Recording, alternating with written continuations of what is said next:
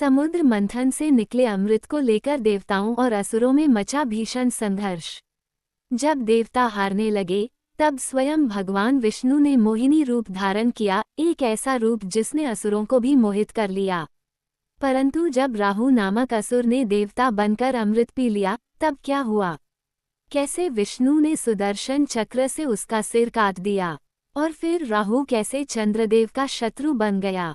जानिए इस अद्भुत पौराणिक कथा में भगवान विष्णु के मोहिनी अवतार की संपूर्ण लीला। भाग 1, समुद्र मंथन का रहस्य। बहुत समय पूर्व, जब सृष्टि में देवता और असुर दोनों का बल क्षीण हो गया था, तब उन्होंने एक साथ मिलकर अमृत प्राप्त करने का निश्चय किया। देवताओं के स्वामी इंद्र और असुरों के राजा बलि ने मिलकर समुद्र मंथन करने का संकल्प लिया। मंद्राचल पर्वत को मंथन दंड और वासुकी नाग को रस्सी बनाकर दोनों दलों ने मंथन प्रारंभ किया। कई अद्भुत वस्तुएं निकली, धन, रत्न, अप्सराएं, कामधेनु, ऐरावत, लक्ष्मी जी, और अंत में निकला धन्वंतरी के हाथों में अमृत कलश। अमृत को देखते ही असुरों की आंखों में लालच भर गया। उन्होंने तुरंत कलश छीन लिया और भाग निकले। देवता भयभीत हो उठे। विष्णु जी से प्रार्थना की, प्रभु, यदि असुरों ने अमृत पी लिया तो धर्म का नाश हो जाएगा।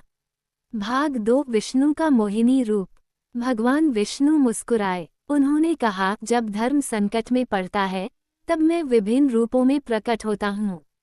ये कहते ही उन्होंने अपना दिव्य मोहिनी रूप धारण कर लिया, एक ऐसी अद्भुत नारी जिसका सौंदर्य स्वयं देवताओं को भी चकित कर दे।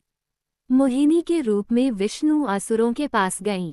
उनकी मधुर मुस्कान, कोमल वाणी और आकर्षक सौंदर्य देखकर असुर मोहित हो उठे। उन्होंने कहा, हे सुंदरी, हमारे बीच अमृत बांटने का झगड़ा हो गया है। तुम ही तय करो कि कौन इसे पाए। मोहिनी मुस्कुराई, यदि तुम सब मेरे आदेश मानो, तो मैं सबको समान रूप से अमृत बांट दूंगी।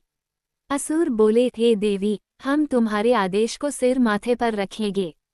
भाग 3, अमृत वितरण का आरंभ।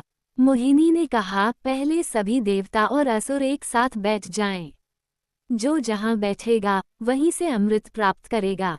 उन्होंने देवताओं को एक ओर और असुरों को दूसरी ओर बैठाया। फिर वे अपने कमल समान हाथों से अमृत कलश उठाकर देवताओं की ओर बढ़ीं। मोहिनी एक एक देवता को अमृत देती गईं, जबकि असुरों की बारी पीछे रहती गई। असुर सोच रहे थे, अभी हमारी बारी भी आएगी। पर तभी असुरों की पंक्ति में एक विचित्र घटना हुई। एक असुर, स्वरभानु नामक देवता का रूप धरकर देवताओं की पंक्ति में जा बैठा। जब मोहिनी ने उसे अमृत दिया, तभी चंद्रदेव और सूर्यदेव ने पहचान लिया।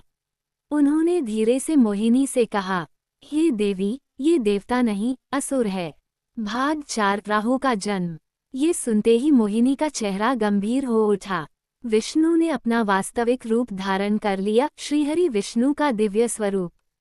उन्होंने सुदर्शन चक्र उठाया और एक ही क्षण में स्वरभानु का सिर उसके धड़ से अलग कर दिया। लेकिन आश्चर्य, चूंकि अमृत उसके कंठ तक पहुंच चुका था, इसलिए उसका सिर जीवित रह गया। वह सिर आकाश में जाकर बोल उठा, मैं अमर हूँ, मैं राहु हूँ, और मैं सूर्य और चंद्र से प्रतिशोध लूंगा। भगवान विष्णु ने कहा, जो धोखे से अमृत प्राप्त करता है, वह कभी शांति नहीं पाता। इसी समय राहु का शरीर पृथक होकर केतु कहलाया। इस प्रकार जन्म हुआ राहु और केतु का। भाग 5, देवासुर संग्राम और विजय। राहु की मृत्यु और अमरत्व के बाद असुर क्रोधित हो उठे। उन्होंने देवताओं पर हमला कर दिया। फिर से भयंकर युद्ध छिड़ गया। देवताओं के इंद्र, वरुण, अग्नि, वायु सभी रणभूमि में उतरे। असुरों के नेता बलि ने भी महाशक्ति से युद्ध किया, परंतु देवता अमृत पी चुके थे, अब वे अजेय थे। युद्ध में असुरों की हार हुई और बलि बेहोश होकर भूमि पर गिर पड़े। असुर पराजित होकर पाताल की ओर लौट गए। देवताओं ने विजय की घोषणा की। भाग 6, राहु और चंद्रदेव का वैर। युद्ध के बाद राहु को अपनी अधूरी देह का स्मरण हुआ। उसने क्रोध में कहा, चंद्रदेव ने मेरा भेद खोला था, अब मैं उसे नहीं छोड़ूंगा। वह आकाश में पहुंच गया और चंद्रदेव का पीछा करने लगा। जब भी वह उन्हें पकड़ता है, वह चंद्र ग्रहण कहलाता है। कुछ क्षणों बाद चंद्रदेव फिर मुक्त हो जाते हैं। यही घटना सृष्टि में बार बार घटित होती है। देवता भयभीत होकर फिर विष्णु के पास पहुँचे और बोले, प्रभु, आपने हमें संकट से बचाया, पर कृपा करके एक बार फिर मोहिनी रूप में दर्शन दीजिए। भगवान विष्णु मुस्कुराए और एक बार पुनः मोहिनी रूप में प्रकट हुए। उनके दर्शन से समस्त देवता और देवियां नतमस्तक हो गए। स्वर्ग में गूंज उठे स्तोत्र, जय जय मोहिनी रूपधारी श्रीहरि विष्णु की जय।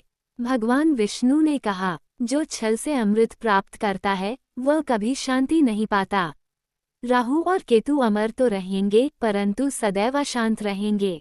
तभी से यह माना जाता है कि राहु और केतु समय समय पर सूर्य और चंद्र को ग्रस लेते हैं। जब वे सूर्य या चंद्र के समीप आते हैं तब सूर्य ग्रहण और चंद्र ग्रहण होता है। यह उसी प्रतिशोध का प्रतीक है जो राहु और केतु आज भी सूर्य और चंद्र से लेते हैं। इस कथा का गूढ़ रहस्य, ये कथा केवल खगोल या पौराणिक नहीं बल्कि गहन आध्यात्मिक अर्थ भी रखती है। राहु और केतु मानव के छल, मोह और भ्रम के प्रतीक हैं। जब मनुष्य छल से कुछ प्राप्त करता है तो वह अशांत अमरता का शिकार बन जाता है, न मरता है न जीता है। सूर्य और चंद्र प्रकाश और शांति के प्रतीक हैं, जिन्हें अंधकार राहु केतु समय समय पर ढाक लेते हैं पर कभी मिटा नहीं पाते। इस प्रकार मोहिनी रूप की लीला से भगवान विष्णु ने न केवल अमृत की रक्षा की बल्कि एक गूढ़ सत्य भी प्रकट किया। धोखे से पाया गया वरदान अंततः अभिशाप बन जाता है।